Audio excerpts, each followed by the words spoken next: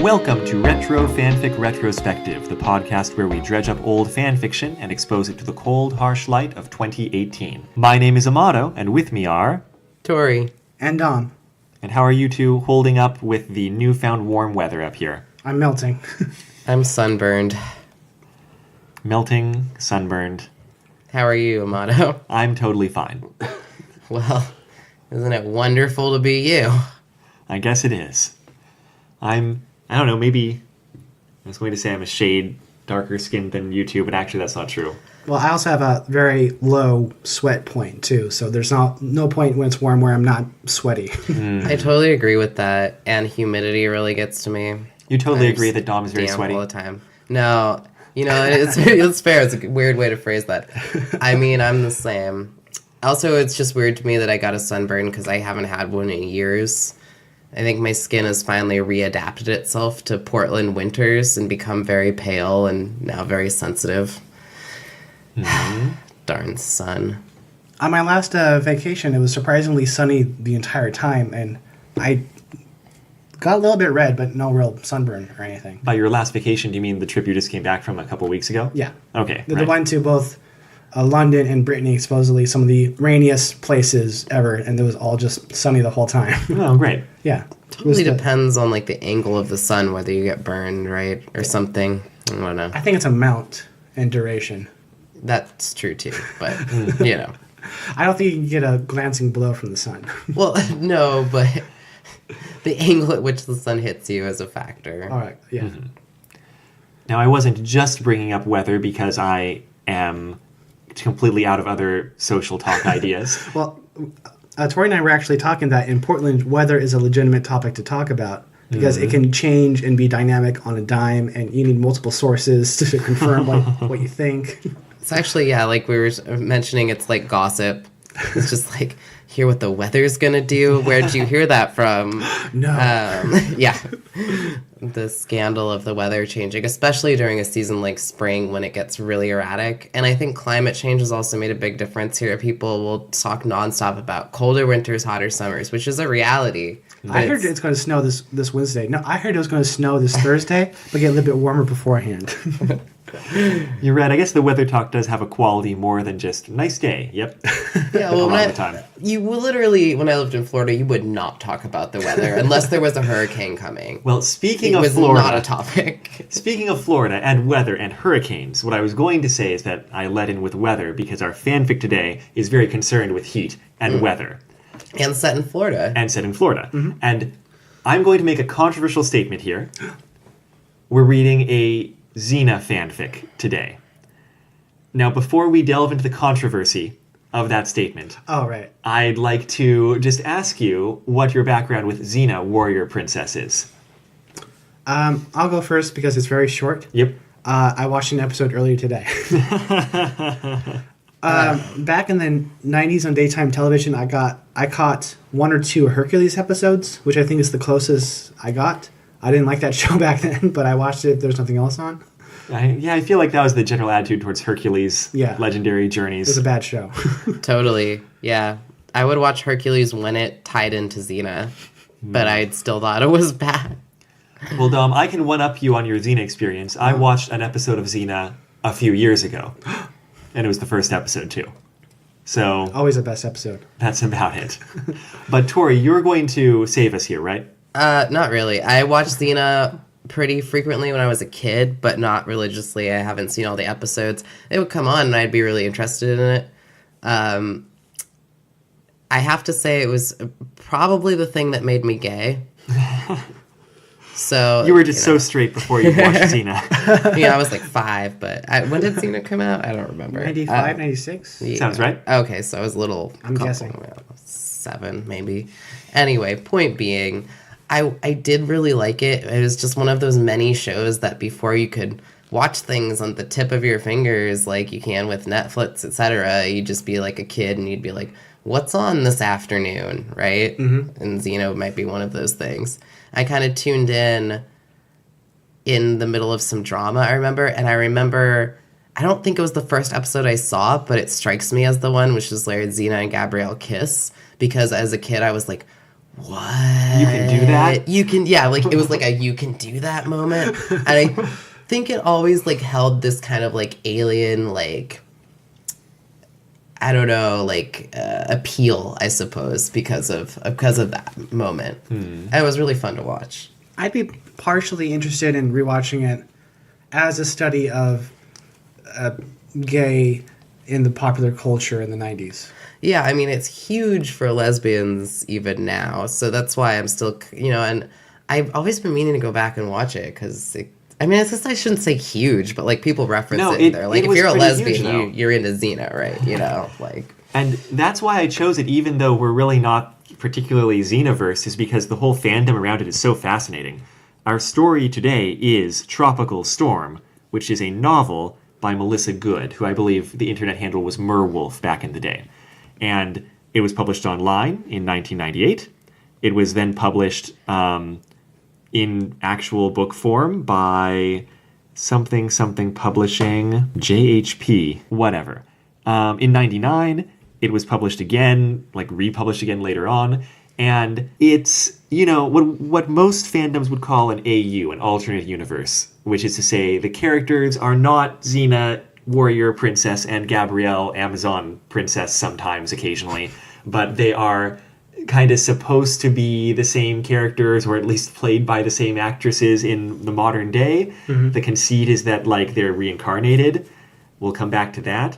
But, like, Xena fanfic of this sort, the term in the Xena fandom are Ubers, apparently became a whole, like, lesbian romance publishing thing. This was only the first novel of this type that was published by a small, like, lesbian romance publishing company, and it was not the last.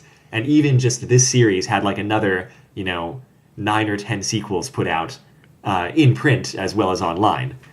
And I'm told, through the grapevine, it kind of caused a bit of a lesbian romance publishing boom. And for a long time, if you ever saw two characters and one of them is kind of more world-weary and one of them is kind of younger and blonde and they look like Lucy Lawless and what's her name? Mm-hmm. Gabrielle's actress. Like, if you were keyed in, you would just you would immediately pick up, it's like, okay, yeah, so they're supposed to be Xena and Gabrielle. They're supposed to be like those characters and those character dynamic again.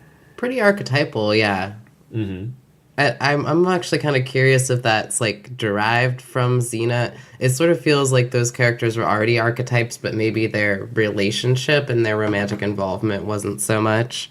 Because it's sort of like a mentor, guiding the young protege who's just close enough in age to possibly be a romantic interest. Seems like something that's definitely happened in media before. I've seen a lot of this in manga, actually, where you have the older person and the slightly younger.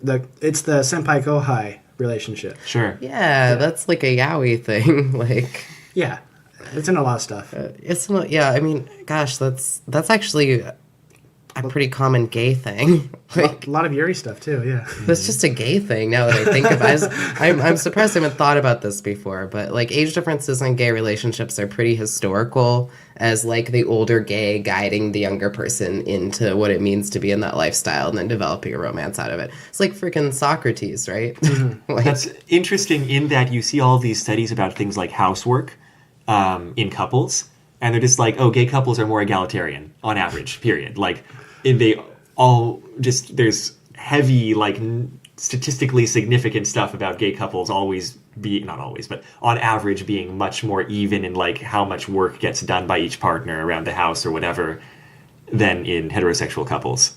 That's nice. Where it tends to fall on the woman. Well, yeah, that makes total sense. Like, internalized misogyny in, like, if both partners consider themselves to be the same gender, the internalized misogyny is either falling on each person equally or not falling in that way quite as much, I guess. I think there's no assumptions. You have to actually talk about who's doing what from square one. And it's funny because I've noticed this in a lot of, like, very liberal heterosexual Portland couples, that it still ends up that the woman does most of the childcare, stays home from work, or, like, does most of the housework. And I think a lot of that is usually the choice, like, that women make, and the men they're with are just like, okay. And it's not a bad thing or anything. It's just, it's interesting how the cards always kind of fall in that direction. Well, there's financial issues where just because of uneven earning, a lot of times that's kind of what you're forced into. Totally. And there's, heavy pressure to be like a good mother, which involves breastfeeding, which involves like, things Yes. that sabotage one's ability to maintain a career Absolutely. through having small Yeah. children. Yeah, parenthood makes a huge difference in that, for sure. What were we talking about? Xena? Xena. Right. More or less Xena. Tropical Storm. Tropical Storm is what we were reading. Yeah. It is, the official term is hella long. So this was an official published book. First it was published online, then it was published by, I just found the word, Justice House Publishing. Okay. And republished 8 years after that or whatever. Do you know if there was any editing that happened between the digital and the analog version? Yes, there was. I don't know exactly what form that took, but I know they are not the same versions. Okay. And so we have the edited version. I think it's supposed to be better. Now, despite the fact that we were reading the published version of this, I can't just share that with you all online or anything. So the link, bit.ly/rfrstorm, is pointing to the online version of the story. And, go use interlibrary loan or whatever and find a copy if you're interested. You can probably still buy it, too. I would Probably, think. Yeah. Yeah. I'd like to make a note, too, just about this being a published book, is that it's published by Yellow Rose Books, which is out of Nederland, Texas. That is the current publisher, yeah. Oh, that's the current. I was wondering if that was the original publisher, because I've never heard of Nederland, and Texas seems an interesting place to, for a lesbian fiction to kind of Come out of? come out of, just Well, in general. Maybe it's in Austin? It's called, well, it says Nederland, which is it's presumably a city. Maybe it's a suburb of Austin. I've never heard of it. I don't know. I remember reading online somewhere that the author, Melissa Good, was, at some point, possibly while writing it, a computer industry person in Florida. And so she was writing what she knew with this book. Yeah, I think it says in the intro. Is that right? I think that's pretty apparent because it comes across the knowledge of specific, the area yeah. and the knowledge of the industry. It's in the intro on the website where they explain what they wrote and why. And it's why are they software engineer people in Florida? Because Right, what do you know? They were a software engineering person in Florida. And they're in Miami too, which is interesting. Or they're in Dade County, but presumably Miami. Now, they're near Miami for sure. Yeah, I mean Dade is. I would say Dade County is kind of like Miami and suburbs of Miami, right? So. All right. Now let's back up a little bit because we kind of have to circle this a little bit. The controversial statement this was a Xena fanfic is because this has nothing to do with Xena Warrior Princess, as noted. But the Xena fandom produced a whole lot of works like this with the conceit of kind of reincarnated Xena and Gabrielle. And apparently it comes out of an episode or two that the actual series did. And Dom, that was the one episode you watched earlier today, right? The Xena Scrolls Season 2, I believe, yes. And what's the deal with the Xena Scrolls exactly? It's 1944, and they're in... what's that part that's not Greece that Alexander came from? Macedonia? That sounds right. Mm-hmm. Yeah. Yeah, And Macedonia. and one of them was an archaeologist who was looking for the Xena Scrolls. And the other one was a daughter of a professor that studied the scrolls. Mm-hmm. And there were an Indiana Jones type and a bookish, scared socialite type. And they flipped it because Gabby was the hardcore fighter, and Lucy Lawless was the Socialite? Yeah. Huh. That's cool. And they find a tomb, and they find out how to get into it when some other people are holding them at gunpoint that also want to get in there and get the scrolls. And they go in there, and they find the scrolls, and there's some flashbacks to quote-unquote ancient history, which is the Xena show. I don't know if those were flashbacks or original scenes from that they shot for that. But they go down there, and they find Ares in a coffin. Sure. And he comes out alive. And then they recombine the Chakram. Yeah. Yeah. Chakram. And Xena possesses their descendant. Okay. And then they fight Ares, who wants to be released into the world, and has heard a lot of good things about this Hitler fellow that they want to help foster. Of Oh dear course. God, that really happens. That really happens. Oh, man. Yeah. But eventually they. Wait. How could Ares have heard anything being sealed down in Macedonia? I might have missed it, but Ares knew everything about everybody. Like, he knew who these people were, Okay. what they did for the job, what their lineage was. And so it's stated that they're descendants of Xena and Gabrielle. Yeah. Is it also implied that they are reincarnations? Once the chakram is recompleted, it was broken at 1st and then brought back together, then Xena possesses, completely takes over the descendant. Yeah, but that's like possession. That could be possession by an ancestor. Well, They don't. Oh, sorry, go on. Is it presented as like possession by an ancestral ghost, or is it presented as like, oh, I regained my past life memories? They don't talk about it. Fair enough. They hold it, and then it's Xena, and Xena like rips the skirt and throws off the high-heeled shoes and kicks ass. Okay. And then they stop doing that, and then they're the other person again. Okay. Well, I think what the fandom ran with was the idea of reincarnation, because to talk about Tropical Storm, you two ended up reading the first part, which is all I really assigned, because it's pretty long. But I assigned that a long time ago, and I just kind of read Tropical Storm, and then I read the next book, and then I read the next few books, and I got like 5 or 6 books into this series before I kind of burned out. And you, like, definitely as presented here, they are reincarnations. They never address Xena directly, but the characters occasionally have like dreams of what is clearly supposed to be Xena and Gabrielle hanging out, and there's occasional like talk about the idea of reincarnation kind of in passing, and that's certainly what the implication is supposed to be. In one of those kind of dream memory things, I think Carrie gets to see, Carrie, who is the Gabrielle character, sees Dar in what is clearly her Xena outfit. And, Dar then gets to complain. Right. Yeah. Gets complain when that dream is related to her about, like, why would you wear armor and a skirt? That doesn't make any sense. Yeah. What kind of armor was this? And then, of course, you have a lot of their personalities being, like, sort of different, but then actually, like, really similar. Like, Dar, who is Xena, actually, like, has a past of being, like, really aggressive and fighting people, and then has to do that at one point. Again, and we could talk through a couple points. We can talk about it blow by blow if we want. But. We may as well talk about at least the setup part, because the setup part is what we read, about who these characters are and how they end up being brought together. And then I can summarize for you where it kind of goes from there. So, again, set in Florida, and our characters are both in kind of the software engineering, mostly kind of part of computer services. Yeah. We have Dar Roberts, who is the Xena Lucy Lawless character. And she's vice president of operations for like an extremely large, like, what is it? It's like computer services.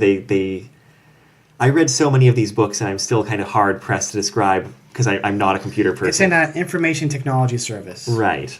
Yeah, I still don't know exactly what they do, because I think a lot more of the focus, like, there are some computer terms that are also kind of antiquated, so I don't recognize them, but mostly the focus is on, like, the company merger rather than what the companies do. They Like, do corporate takeovers of other places, and Yes. then skin and bones, and then sell the rest and absorb the rest. That is among the That's- things they do. Yeah. And Well, so, that's what Dar's company does, but what yeah. Carrie's company does seemed a little more... no. Carrie's company was specifically providing software for Did some they specific say- purpose for local hospitals and like maintaining Yeah. it. And like it was all very specific. But yeah, Dar, as vice president of operations, she does a lot of stuff. She manages a lot of like internet lines and that sort of thing. But she's also sort of a troubleshooter and a hatchet man. And so she's brought in for, like you said, Dom, kind of dismantling companies Hostel took over. Yeah. Which I guess is supposed to be the equivalent of like going through and murdering a bunch of people with a chakram. Yeah. In America, it could be literally murdering some people if they lose their health insurance. Yeah. So, She's supposed to be, she's supposed to be like a hard ass, like in this company, and like has a reputation for just being a terrible bitch. They use that word. But anyway, point being, it's weird because like the first thing that happens is like she gets a message from John. It's Alistair? Is that John Deerto? Oh, no. Never No. mind. Anyway, I don't remember this guy being a continual character, but it's about Associated Synergenics, which is the company that Carrie or Gabrielle works at. And it's like, they say something like, the Associated Synergenics deal went through. There's a lot of email in this. They passed diligence late last night, so we need to get a pirate squad in there. Lucky for me, it's in your neck of the woods. Let me know how the raping and pillaging goes. All right, John D. Yeah. And she's just like, okay. Yeah. Haha, that's hilarious. Raping and pillaging. Haha. But anyway. There's supposed this to be a weird metaphor implication. drawn here. Yeah. I don't remember in Xena. I know that Xena kind of had an interesting past, but I don't think she was ever supposed to be a rapist. So Well, that no. makes me very uncomfortable, but whatever. I understand the metaphor they're going for. Yes. Because, yeah, in Xena, she was formerly a, like, evil warlord and turned D&D adventurer, I guess. Yes, basically. Turned So, awful good. Yeah. Then we've got Carrie Roberts. Lots of not K sounds. Lots of R sounds. Dar, Carrie. Yeah. Also, by the way, is Dar a name? It's short for... Daria? Wait for Daria? it. Wait for it. Paladar. Are you serious? That's not a name. Stop it. I'm quite serious.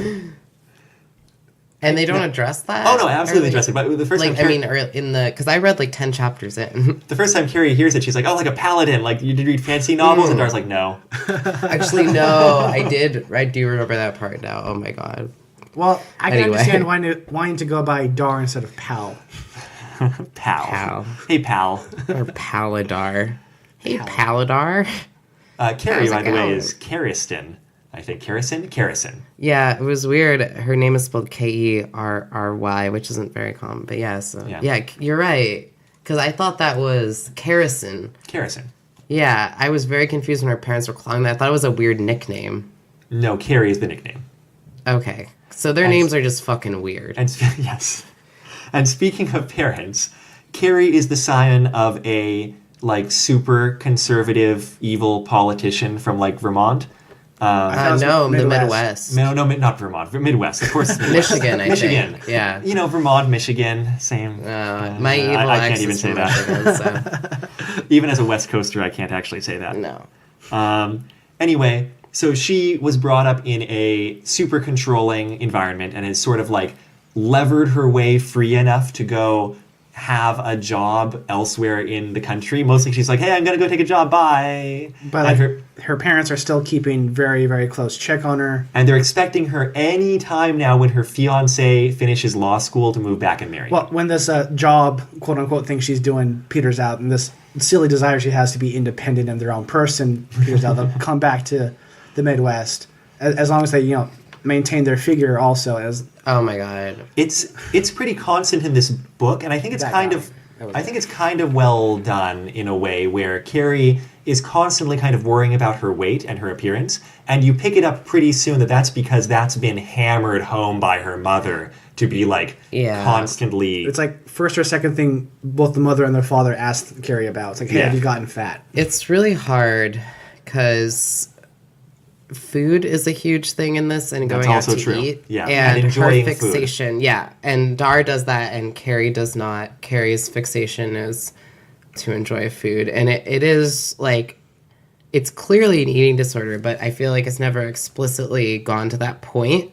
It's sort of played off a little bit. It's a little understated, but it's so prevalent. It's like every other page she's talking about how she can't eat this and she can't eat that. So I almost wonder if the author was struggling with an ED, because it's a huge part of this book. And also exercising, maybe over-exercising in order to compensate for any food they're eating. One of those things where it's like, I had this cheesecake, so I better go go on the treadmill for an hour or whatever. I mean, I just that gotta say, concern. Yeah, I mean, it was kind of triggering for me. Like, that's not a criticism, but it's just like... Wow. It's definitely really in your face. Yeah, and it's definitely portrayed as a bad thing. And like she's got a friend who like isn't pushing it, who clearly is kind of like concerned about it. What's her name? Colleen. Well, I got the idea that they were suffering from like similar things, and they were just kind of guilty jogging buddies. Mm. Yeah. Well, it was weird because the way they described the relationship was sort of like they both. I think Carrie describes her friend as being like on the rounder side, quote unquote, or something like that. Mm-hmm. So they were both trying to keep weight off. And I feel like at one point, maybe even now, nobody really questions that when women are just like, we need to stay thin and we'll jog together. But then when you hear all these expressions, it's like, you know, I don't know. Well, it's definitely a dynamic later on in the relationship between Dar and Carrie. Yes. That like Dar is, they use the word, what is it, hedonist? How do you say that? Hedonist. They use the word hedonist a lot to refer, but to like Dar and later Carrie also. But really, it's just like she really enjoys food and she stays really physically active, but also just eats whatever the hell she wants and can get away with that with no health repercussions in particular, Well, yeah. I guess. Dar like eats a lot and also enjoys working out. Also, it That's just kinda true. happens to work out well for Dar. Yeah. Seems like. Yeah, well, they also mentioned that, like, she is a lot heavier than people expect her to be. Yeah. And that's, like, my first instinct was what she immediately goes to, which is, like, muscle weighs more than fat. Yeah. But she also has, like, she doesn't immediately jump to that conclusion. She's just like, yeah, you know. Anyway, Dar definitely, when she starts hearing Carrie be like, "Oh no, I really need to watch my figure or whatever," her first instinct is like, "No, like enjoy this food. Look, this looks delicious. Share my sundae." Yeah, but they Whatever. don't. Yeah, they don't really get to that until much later because their relationship is not good at first. Right. Let's go into the actual premise. Yeah. So Carrie's working for that little kind of like hospital, some kind of hospital software not provider, whatever you call it, company type thing, Some sort of healthcare adjacent. technology service provider. Right. They do a lot of working with clients, and a lot of the good work they've done is setting up personal relationships with like pillars of the community and other people in the area, and just person to person work. Yeah. She's very proud of what she's done, especially getting out from her family's thumb. And Dar comes in because her company has bought Synergetics here and gets to go to Carrie, who's sort of like the office manager. What's her position? More than that. It's Carrie's more than the that. She's the highest you can Yeah. possibly get in that. she's the company. highest you can get in that company. She's like the president of besides the owning company. it, right? It's like Yeah. head of IT for that Head of company. IT. Yeah. So she's basically in charge of everybody else, and so she's the one who gets to face down Dar when Dar's like, "Well, we're going to look over what you have here," and they go in really aggressively, Dar's company, because they've had companies try to like hide information or kind of like sabotage things out of spite when they know they're all going to get axed. Yeah. When like people know they're going to get fired, they like, they do whatever people do when they panic. They Right. they lie, cheat, steal. And so she kind of comes in with a crew that kind of lock things down. Or the crew comes in first and then Dar rolls in. Yeah. And so there's a really fraught confrontation between the two of them. Tori, are you like finding that spot there or? No. Oh, it looked like you were looking for something. I am looking for something. It's not specifically that. So. That's fine.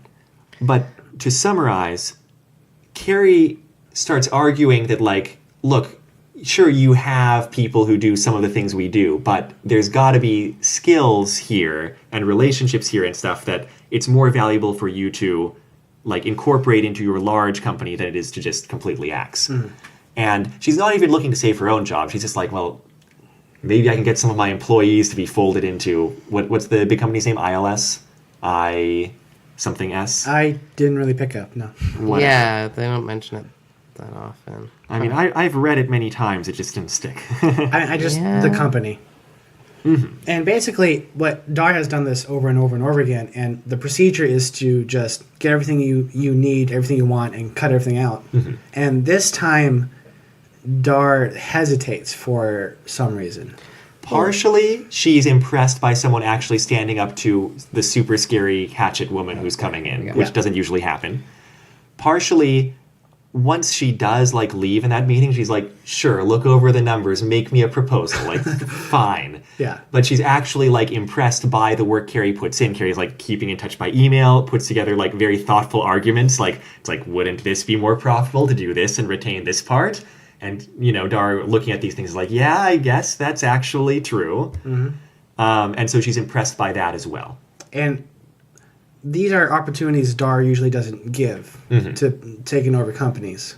That Dar has done this time because like Carrie has caught their interest. Yeah, no, if nothing else, even if some of these arguments might carry water, that like it could be a little bit more profitable, the scale that they're operating at, it seems like it's not like worth the mental effort. Completely different than the Yeah. mega multinational company. Right. Well, kind of first the impression I think we get of Dar is pretty like a cold businesswoman, but she is intrigued by Carrie in an unexpected way, which flusters her. Is kind of what we get from her perspective. But as we kind of start to get, and Carrie is, of course, really upset with Dar and does not like her, but also strangely intrigued by her as well, of course. By her intense charisma. Yeah.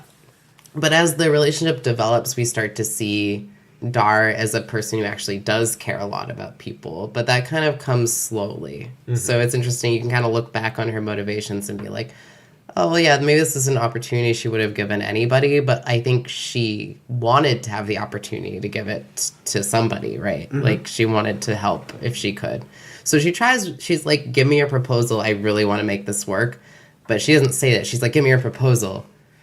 Because I'm a tough lady. Right. Yeah. And they keep in touch over that, and I think they even meet up in person at some point in that process again. No, maybe I'm wrong. No. They do not. But Carrie submits a proposal, and Dar looks it over and is like, okay, like, I guess if we do it this way, we can retain these, like, such and such employees. Sounds good.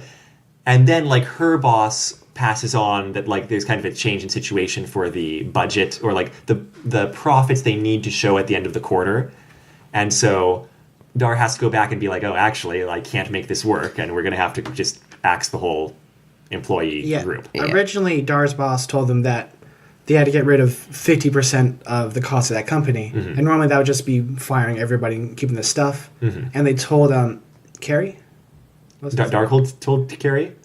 Is that the other person's name? Yeah, Yes, Carrie Carrie. is Gabrielle. Yeah, Dar told Carrie that if you can cut costs by 50%, then we can keep everybody else on. Right. And so that's the proposal they've been working on. And by the end of the deadline that Dar has given Carrie, they've realized that because of how things are processed in the computer, that no matter what they cut, it's going to be affecting the mega corporation's bottom line, and that's just untenable. Yeah. And it's particularly untenable at this point when, like, the profits are going to be shown at the end of the quarter, and, like, it's a big deal. At this point in the budget cycle. Right. And so what ends up happening there, because I mean, we may as well. This is only like the first few chapters. Like, this whole situation is resolved by the end of like chapter 5 or 6. What ends up happening is that Carrie ends up, Dar ends up going to Carrie's place or something. They had to stay up late working on it. No. Other way around? No. Where do they meet No, up? They're both separately working on the problem. It's been a while since I read it. But they have to meet up together at one point. No, they do. I gotcha. Dom's got it. Sorry. But- So they both have been separately working on the problem. And they've been emailing back and forth. Dar, they mentioned, has been awake for 3 days straight on their end trying to make it work. And when they realize that, like, it's down to midnight and it's not going to work out, they call Carrie and tell them, I'm sorry, but we're going to have to fire everybody. And then Carrie gets upset. And everybody else has gone home for the weekend, and they go for a drive in the Keys, in the Florida Keys. Oh, that's right. That's where this whole incident happens. Yeah. Yeah, well, I was just going to mention, though, before, there's, like, an interesting thing going on in this exchange of emails where it's, like, emotions are weirdly building. It's a lot of emailing back and forth. Yeah, both of them are nervous about being kind of friendly to each other. Yeah, and they each do, like, slightly more casual things they normally do and then feel weird and uncomfortable. And it's really funny because, like, they're both trying to hold a position of power, but they keep doing that. But Carrie is very uniquely coming from perspective of wanting to appear powerful when actually feeling insecure, whereas Dar is coming from perspective of feeling insecure but normally being very powerful. Yeah. So there's an interesting juxtaposition of their roles that I wanted to bring up. But yeah, so then they get to that point where they're like... So Carrie is out in the Keys in the middle of midnight, and they run out of gas. And they're assaulted by a bunch of people. This part was strange. And... at this point, they have some cell phone technology, but not a lot. And they have a number that Dar gave them that Carrie thinks goes to Dar's secretary. And they think, well, I'll just call the secretary and get the secretary to call AAA for me because I don't have that number. And in fact, it goes straight to Dar's cell phone. Dar's personal cell phone. Yeah. Yes. And Dar happens to be, like, right there in the area, just by sheer coincidence. And so she gets to kind of swoop in and beat off some, like, people who are sort of... Well, actually what happens is that Carrie runs out of gas and didn't bring her wallet, right? Yeah, but then... But then all of a sudden, it's shady, and there's this weird part where people are, like, attacking her, breaking her window and attacking her. Yeah, we've been talking about that. Yeah. I know, but it was uncomfortable because it was like the people were clearly like speaking Spanish, and like everybody who speaks Spanish has spoken weird Spanish in this, and then it's like the people who assault her, like Yeah. it was weird. Anyway. Even in this book, there's some range, but it's true the Spanish speakers are usually pretty marked off. And anyway, Dar gets to swoop in. It's a little bit, what's the word? Engineered by the author. Yeah, Dar happens to have been in the area. Yeah. Or by fate, I suppose, if we're going that way. And gets to be a bit of a badass and save Carrie. And then they also... Then they tow Carrie's car back to Carrie's apartment, and Dar takes Carrie back to Dar's office for some reason. Right. Where they kind of talk about the situation. And they last minute realize a situation that can save the company. Mm-hmm. And then the fallout of all this is that at kind of the end of that whole deal, Dar, impressed by Carrie's aptness, offers her a position as her assistant, who she normally doesn't keep because she's, like, hard to work with. And at that point, that's kind of where when I was first reading, I thought you could end this as a short story, and it would be like the end of a story, and there would have been an arc. That was the amount that you assigned to us. That's why, because that's kind of like set up the whole premise, and I didn't feel like we needed to read any specific amount more than that to be able to kind of talk about it a little bit. At the end of that part, had they gone out to eat a meal together yet? Probably. There's a lot of eating meals. Like, yeah, my main point was that I don't think I've said this on the microphone, even though I've said it outside of it, is that there's a lot of them sitting down to eat together, and it feels like after a certain point, perhaps around the point that we were supposed to finish, it is just them sitting down and eating food together and talking, and then some of the other elements of, like, Dar trying to get Carrie to eat food because she wants her to be stronger, and then worrying about her. And that there seems to continue a lot. Well, I can describe kind of the shape of this book. Okay. It's kind of an odd shape. Please, because like I stopped a couple chapters after this incident. Right. After this incident where I feel like you could end a story and it would be a complete story, it's after that relationship building for a little while. And by about halfway through the book, there's kind of been a mini conflict set up involving getting a contract from Disney, and they've like gone to Disney World area for that purpose. But mostly it's like it's the most important thing is about them getting closer together and moving from like, hey, we get along pretty well, we kind of want to be friends even though that's difficult, and wait, we're really attracted to each other, and then deciding by about halfway through that book that they do want to get into a relationship, even though that's kind of awkward and inappropriate at this point because now Dar is Carrie's immediate boss. Yeah. But they do it anyway. And then the strangest thing about the structure of this book is that then for the last half of the book, maybe more like 40%, after that's all been resolved, that's another place where I could end a book, I would think, there's a new major conflict, and it's really harrowing with Carrie's family, wherein she goes back home to be like, look, I'm not marrying this guy you kind of set me up with from childhood to like be my fiance, and I am staying, at home and, in Florida and living my own life, and also I'm gay. And they throw her into a, one of those insane asylum type situations. Oh my God. It's really harrowing. And like her senator father is like a real bastard and has like kind of a right hand, shady dealings guy, and Dar has like an army, or I guess in that case Air Force sort of related buddy who like ends up going in with her to like help bust her out, and it's like very actiony, and it's very different from the first half of the book.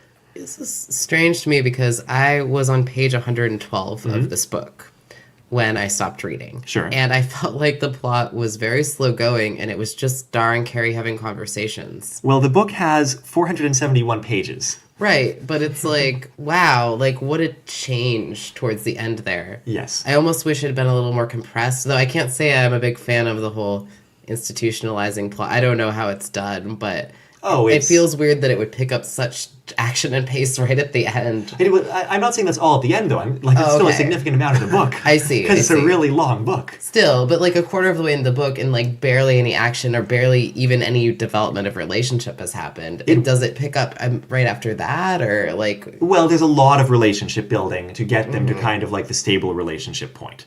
And as a series of books, by that point, the relationship is pretty settled, but by the end of the second book, they've moved in together and gotten married by the very, very end of the second book. And then there's like six more books, 8 more books. It goes on. And the author was very committed. Well, it was a very popular series also. Yeah. People liked these characters. And it was enough to publish. Yeah, absolutely. To publish and then to publish more. Right. The publisher was like, well, we made money on that. Give us another several. That's cool. It is cool. And when I say I read these, though, I just like to say, speaking about the series as a whole, I skimmed a lot of it.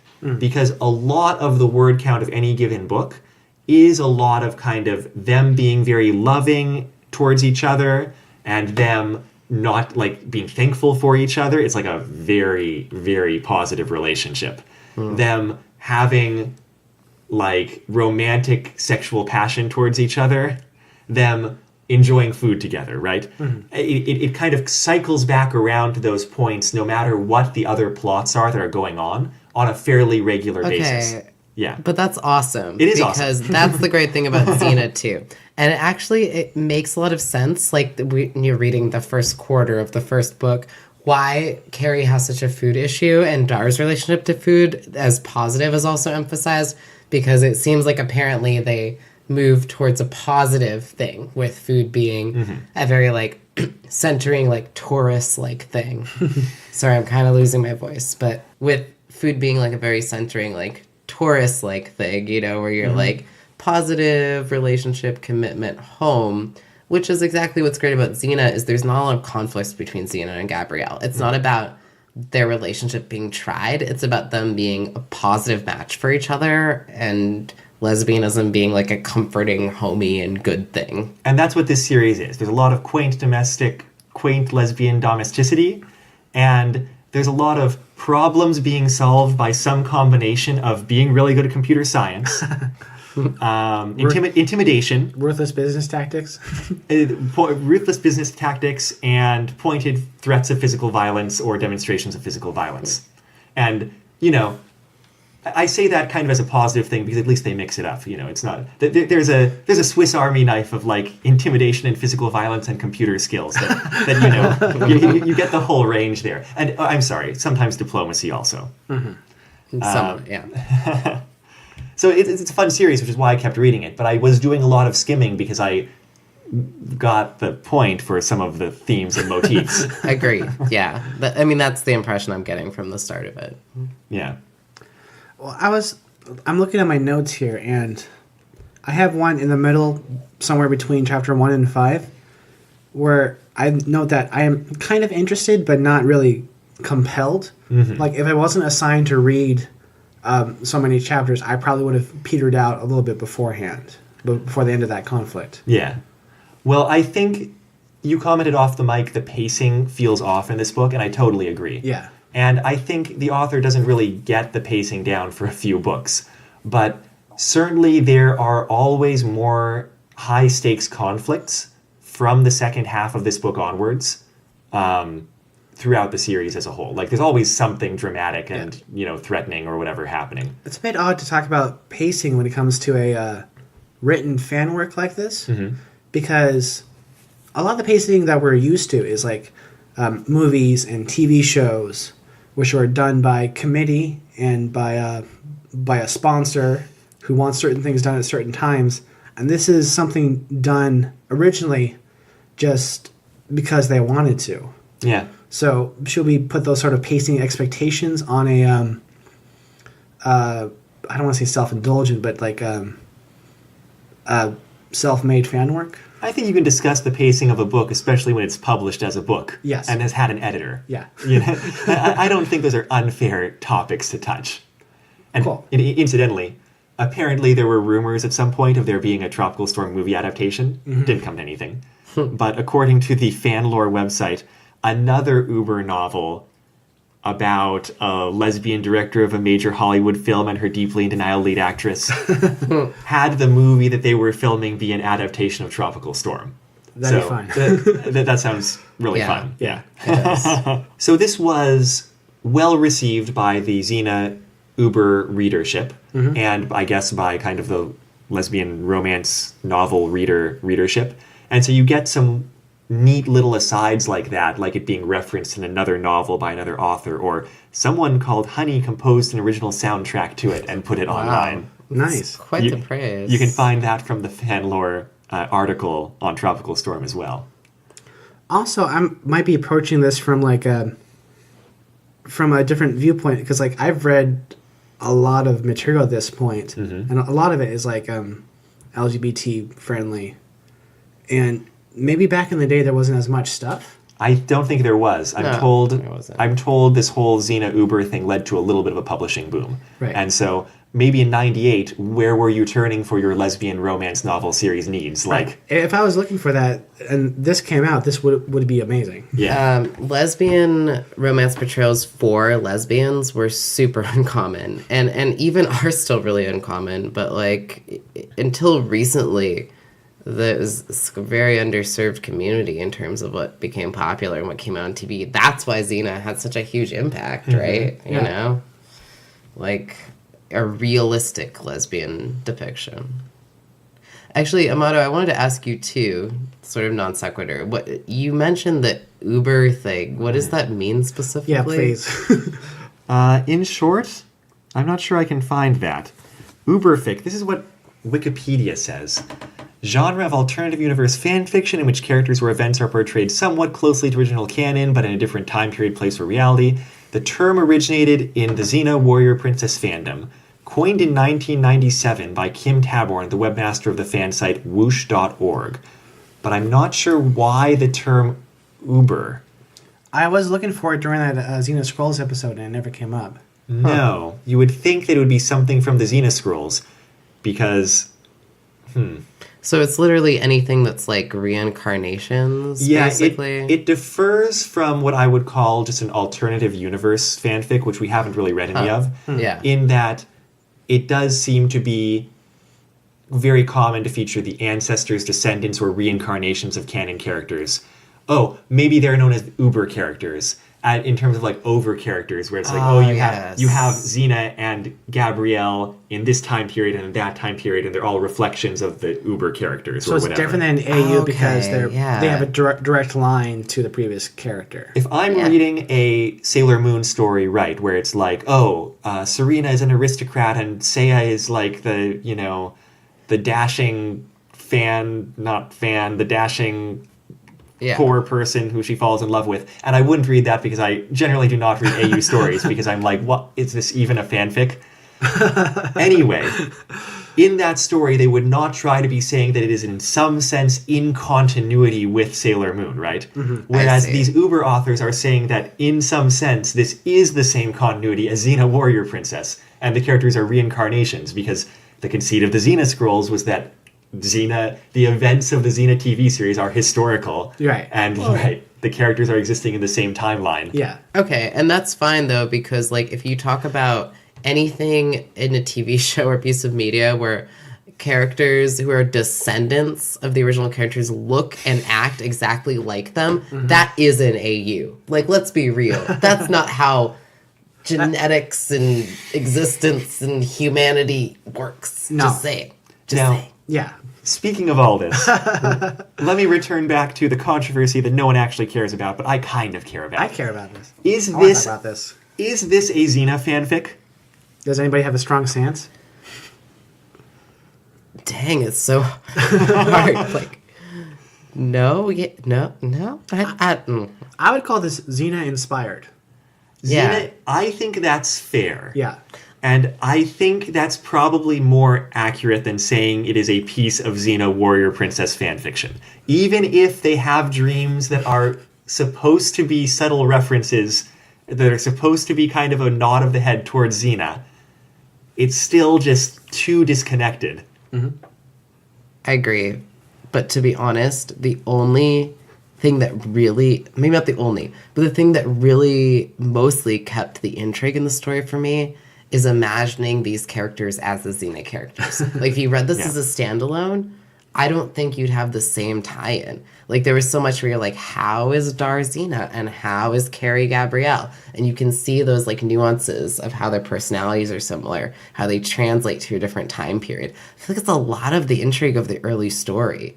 So it's weird because it's like on its own, no. But having that early information sort of makes the story more interesting. So if you read this completely divorced from Xena, do you think that would add or subtract to the story? I think it would totally subtract, because like I said, I found it interesting to think about how the characters could be the Xena characters. Less interesting if they're not, you know? I agree that's a large part of the reader experience in the early part of Tropical Storm. Later on, not so much. But even later on when I was reading these books, I was constantly like, I couldn't imagine most of the characters, but I would constantly like try to imagine Lucy Lawless in the outfit described, in the situation Totally, described. yeah. Or... But see, that's the fan servicey element of it too. Like, it's what I was talking about too that makes it so fun, is like Right. your favorite characters in a different setting is part of the fun fan experience. I think I'd be more familiar or more comfortable calling this a fanfic if the author gave a little bit more hints or suggestions in that way, where they wanted you to imagine them as Xena in certain circumstances. It seemed like most of the time you could just completely divorce it. But then I'm coming from the point of view of not having read or watched any Xena at all. Right. Yeah. So yeah. Oh, sorry. Go on. Yeah. So I even after watching 1 or 2 episodes, which means like nothing, I still don't really see too much of the Xena influence on the story. Like if you want to, like if you're curious about it, then that's something you'd be thinking about while reading it. I'm talking out loud. I don't point it to this point. No, I get it. I'm confused myself. I get it. Because again, like what I was trying to say is that it's sort of my investment in the characters that makes me interested in this. If you don't have investment in the characters, it's like, what are we reading? That does seem very heavy qualification for fan fiction, because it's Agreed. something you're enjoying because you're a fan of that series. You're right. In a sense, that's an argument in favor of calling it fanfic. Another argument in favor of calling it fanfic is like, you don't have to do death of the author. Mm-hmm. The author is a Xena fanfic writer who wrote other fanfic that's actually Xena and was writing this with the characters in mind, specifically trying to do this, thinking of Xena. I don't know how much weight that has, but I feel like it has non-zero weight in terms of discussing whether something is a fanfic. That's a good point. That's a question. If the author just calls it a fanfic, is that enough to qualify as a fanfic? I mean, if they were writing it with the intention of it being a fanfic, like maybe that's enough. This is a really good point. It's really hard to go full Bart's on a fanfic here and kill off the author, because people are in conversation with the authors of the fanfics as they're reading them. It's such a common thing to comment and hear feedback. I feel like the author plays just as important a role, like their perspective plays just as important a role in fanfic as the fiction does. I think if a story is a product of a fan community and the author says it's a fanfic, I would abandon all my personal prejudices and say that I would agree. Oh, yeah. I see what you're saying. It's really not our role to decide whether it's a Xena fanfic. If the Xena fandom is like, that's a Xena fanfic. Right. Right. Agreed. I would say that the Xena fandom does get to decide. All right. It's decided. It's a Xena fanfic. We will be able to air this episode on our podcast, Retro Fanfic Retrospective. We don't have to throw it out. Thank God. I was so concerned. Yeah, yet another episode on the cutting room floor. There's all those times when I chose something and we were like, that's not a fanfic. Wait Let's just a not minute. talk about it. It's a really good thing, though, to like notice that fanfic doesn't have to be like what we say fanfic is. The fan community is our informative source. They are our community. Well, Tori, that's only true so long as we don't hit a critical mass of popularity and become the arbitrators of fan culture and fan fiction. Oh, dear God. And so give it another few years. I think it's surprising we went 30-plus episodes before even coming to the topic of what is a fanfic. I know. That's just I'm because of my, upset. it's because of my aversion to AUs. I just like don't care. It's like as soon as you're like, they're high school students, I'm like, different fanfic. I enjoy that stuff. Fascinating. I think that's fun, actually. One of my favorite, back when I was in the Homestuck fan days, one of my favorite AUs was the Homestuck cast as marching band members, and each character's personality was personified by the instrument they play. Okay, here's the thing. Since you're talking about Homestuck, isn't Homestuck its own fan fiction? That's another question for a different podcast, I think. For me, I'm a continuity nerd, and so like if you throw out the continuity, I'm like, but what's left? What do I latch onto? Agreed. I gotta agree with that one. we're going to start closing this out. So is there anything that we want to complain about that we did not get to? I've already talked about my main problem, which is the pacing. Mm-hmm.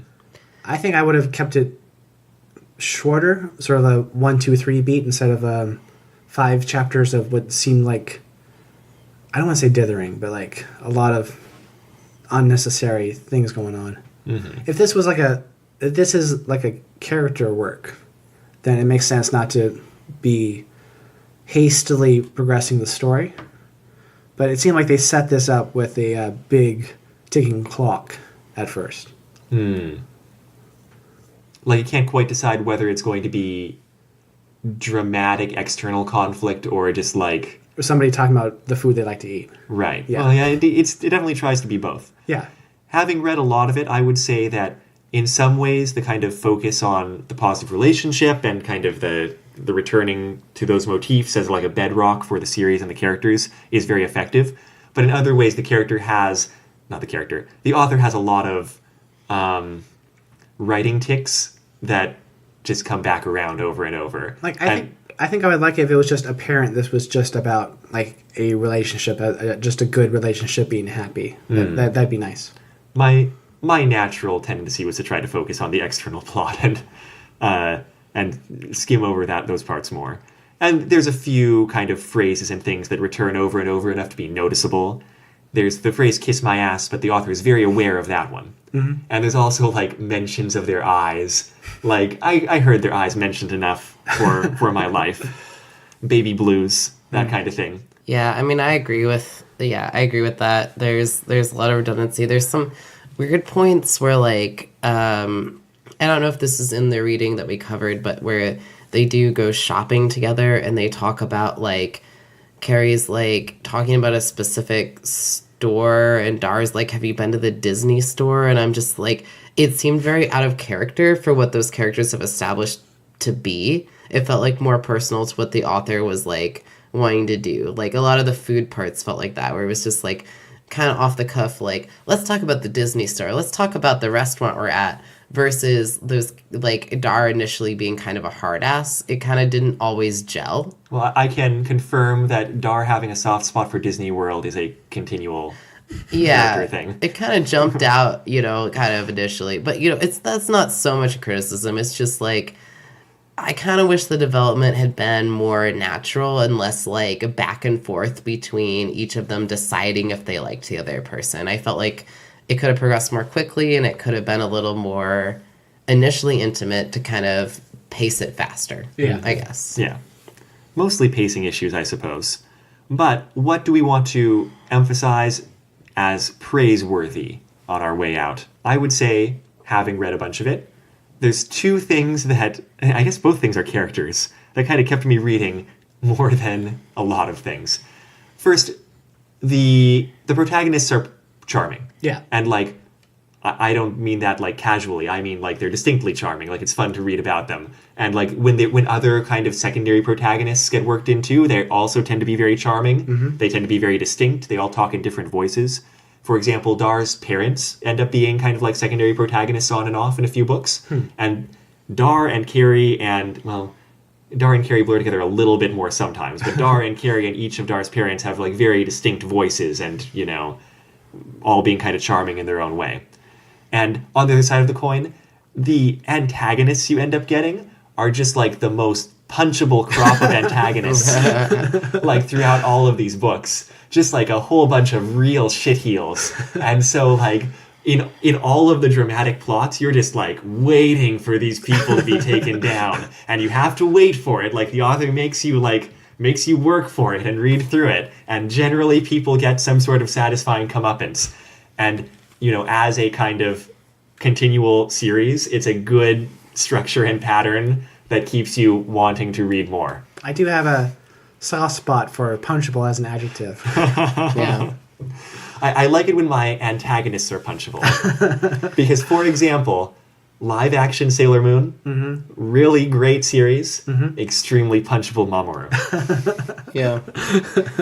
Just want to deck him all the time. Yeah, he never really gets punched, huh? No, not Wow. nearly enough. Yeah, there's a lot more punching that happens in this. And I don't think I got to a point where there was a clear antagonist in this, but I will say that there is the like satisfaction of the characters being kind of like the plots being very distinctly like Xena like in the sense that they're kind of simple, and you confront the conflict, resolve the conflict, then the characters get to have their sweet moment together. Very satisfying in that sense. I think I did like a lot of the punchable moments in this fanfic, now that I'm thinking about it. Because, like, there were moments that were punchable and that was justifiably punchable. Right. I'm going to keep using that as a word. And even afterwards, it wasn't just like a big, yeah, we punched him, it was good, but it was like it was a traumatic thing. And even the person that came out ahead of that still had to work through those emotions. And, like, how even inflicting violence is a tough thing to do. You know what? I think that's actually a really good point. When I say characters are punchable, I don't mean they always get literally punched, but like sometimes the victory over them is a different way. Right. But Yeah. the characters usually aren't just like, yeah, I'm a badass coming out of it. They're like, oh man, I got really lucky, or it's like, Like, that shit was scary. right, that shit was scary. I'm glad we're through it now. Like, their emotions still run high, and like that's one of the ways in which the two characters can like bring each other back down is like being comfort after experiences that are extremely stressful. And, like, from what I read, the violence done by the good people wasn't unnecessary, but was still tough to experience. Yeah, I think so. Yeah. Yeah, it's hard to say how this whole thing goes down. Amato, you know more, but there were two particular instances in which Dar had to get physically violent with people who were, I think, in the first instance, trying to sexually assault someone in a bar, and then there were also people who were trying to sexually assault Carrie in the car because they made it clear. That first incident is like something that happened in the past, but gets brought up. Isn't that right? See. I thought that was something that happened like in an interlude in which she was in. Maybe it was a reflection. There was one when Dar was in a hotel in Washington, D.C. Oh, yes, okay. And in an elevator. Oh, yeah. Was that a reflection or was that... No, that happened in this. Yeah, that's what I thought. But anyway, there was a bar incident that's in Dar's character's past, but anyway. Oh, okay. Yes. Well, I thought it was a hotel bar. Anyway, point being that she had to beat some dudes up, and there was... I don't know. It was interesting because she seems... And I would like to see how that develops. She seems to have a lot of issues with, like... Should I or should I not use violence? But the situations in which she does are clearly ones in which it's necessary. Yeah. And then the one with the hotel, she gets kind of a cute server, I think, was flirting with her. He was like very appreciative that she was doing that to protect the other woman. It was a very sweet moment, It was like, yeah, girl, destroy those dudes. I did also appreciate that flirting that happened there. That's pretty fun. There was some flirting. And then apparently the guys actually worked, like, I don't know, for her company or company. For like a subsidiary or something. Yeah, so she was able to, like, get them all totally, like, fired and their reputations destroyed after. So she beat them up and then made a phone call and, like, destroyed their careers. Yeah, and I was like, yes. The hotel was like, we're so sorry this happened. Do you want us to call the police? And Dar's like, no, I got this. And that was Tori, so satisfying. That's exactly what I'm talking about in terms of, like, when the antagonists are brought down, it is extremely satisfying. The author does a really good job of it. Because they're undeniably punchable. Yeah. And it's also very Xena, and that's great. Love it. Love that. All right. There's more I could say about, like, kind of the character development and dynamics between these characters, but it would just be me talking to myself about things that I read weeks ago. So suffice it to say, if this seems like the kind of thing that you might like it. And Whoa, slow down. And I certainly enjoyed getting into it and having, like, several weeks of my life be reading a whole bunch of Dar and Carey books. It was a nice change of pace. If nothing else, it seems very positive. It is. It's very optimistic in terms of, like, love being great and, like, there being really good people in addition to extraordinarily shitty people. Yeah. And, that's about all you can hope for, right? And I think there's something to be said about conflict being the driving force in, like, a story, but it's also nice just for things to be nice for a bit. Mm-hmm. Just to have a place where that's okay. Yeah. Kind of a safe place. Yeah. And this probably was a safe place for a lot of the readership. in Yeah. like the late 90s and early 2000s when these books were at their height. Oh, totally. Yeah. I mean, yeah, that's the thing is like probably a lot of other stories coming out about. I mean, this is still so common. If I try to find a movie, I'm constantly searching for gay movies on Netflix and finding that in like 90% of them the character dies or is assaulted or like something terrible. Like I just want to see a movie about gay characters where nothing fucking terrible happens to the characters. Yeah, so this was good, you know. I mean, where's like the gay Hallmark Channel movie? You know, Exactly. That's this. That was totally. Oh my god, Hallmark Channel. That's such a good way to describe it. just a nice You're happy right. movie where there's no conflict and it's just supposed to make you feel good. This is definitely the opposite of the kill your gays trope. You're right. It's like all gays are saved. And then they just have a nice time eating food. Right. The food will be good. Eventually they will adopt a puppy. It's great. Yeah. Eventually they'll get over their eating disorders. That too. But What kind of puppy? Oh, I forget. golden retriever. I would have to look it up. What's the gayest puppy? All dogs are pretty gay, I think. Yeah. I agree. It's like all dogs go to heaven. All dogs are pretty gay. Anyway, I'm gonna sample you saying that for my next song I put out. I'll send it to you so you can use it as a ringtone. Thank you. now we are going to go back to some actual sword and sorcery, I guess, next week with some Legend of Zelda fanfic. Reflections 1 and 2, because they are both off of the internet and only accessible by Wayback Machine, I've got to give 2 links to them. It's bit.ly/rfr reflections and bit.ly/rfr reflections 2. Yeah, that's it. Is this Legend of Zelda like the NES games? Or I believe it which is ones? Ocarina of Time. Dope. Okay. Because I know there's some Ganondorfs happening. All right. And I'm down for that. I never played Ocarina of Time. Are you kidding me? You know the first tattoo that I ever got was Triforce. Look, I like my Ganons to look like pigs. Weird. That's all I'm going to say I mean, about it. I hear you, because that laughing when you die, I grew up with that. Ho, ho, ho. And the only Zelda game I've played is Link's Awakening. That's a good game, though. That's a great game. Yeah, Yeah. but not very Zelda though. No, I've been playing Zelda since I was like 2 years old, so. Well, hopefully we'll have some things to talk about besides Ganon and whether or not he is a dwarf. You know, he does turn into a pig in Ocarina of Time. I'm like, very happy to eventually. hear that. Yeah. Okay. It's just he achieves his final form. Ganondorf isn't his final. He does turn it back into Ganon. I just want you to know. This isn't even my final form. Exactly. Maybe in Reflections 2 he will go even farther beyond. That will... I just provided the links to that. And as for this was episode 37 of Retro Fanfic Retrospective, Tropical Storm, or at least some of it, by Melissa Good. You can find a link to the online, not published as a book version of the story, which is slightly different from the published version, at bit.ly/rfr storm. The intro song is The Weekly Fair off of the album Popey's Incredible Adventure by Komiku. The outro song is Run Against the Universe from the same album. You can find this album and other works by Komiku at loyaltyfreakmusic.com. You can find our website at retrofanficretrospective.podbean.com or bit.ly/retrofanfic. If you have questions, comments, or thoughts about the episode, you can contact us on Twitter at retrofanfic, send us an email at retrofanficretrospective@gmail.com, leave comments or reviews on Apple Podcasts or the podcast service of your choice, or we now actually have a Facebook page. Probably I'm going to be using it like I use my Twitter and just put a link to the episodes when they go up. But that's probably an easier place to have a conversation or to bug us about stuff than, Twitter is, I guess. Yeah, we desperately need a social media person. I can try. Are you saying I'm not a social media person, Dom? I'm not saying any of us are. Yeah. I'm just saying I mostly use my Twitter to argue with you. I don't even have a Twitter. It's a worthy cause. Yeah. Well, we'll see what comes of it. But there will be a page. There should be a page at this time when you're listening to this episode. Mm-hmm. I'm Amato. I'm Tori. I'm Dom. We're just 3 Earth life forms trying to be nice to each other.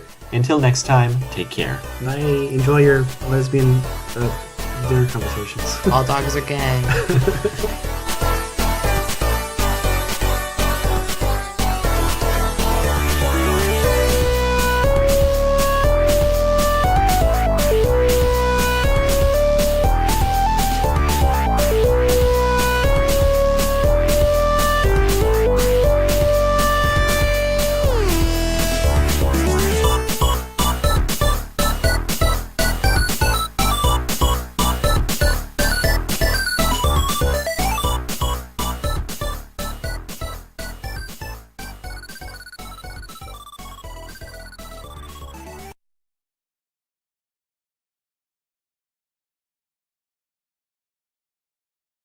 Eventually they will adopt a puppy. It's great.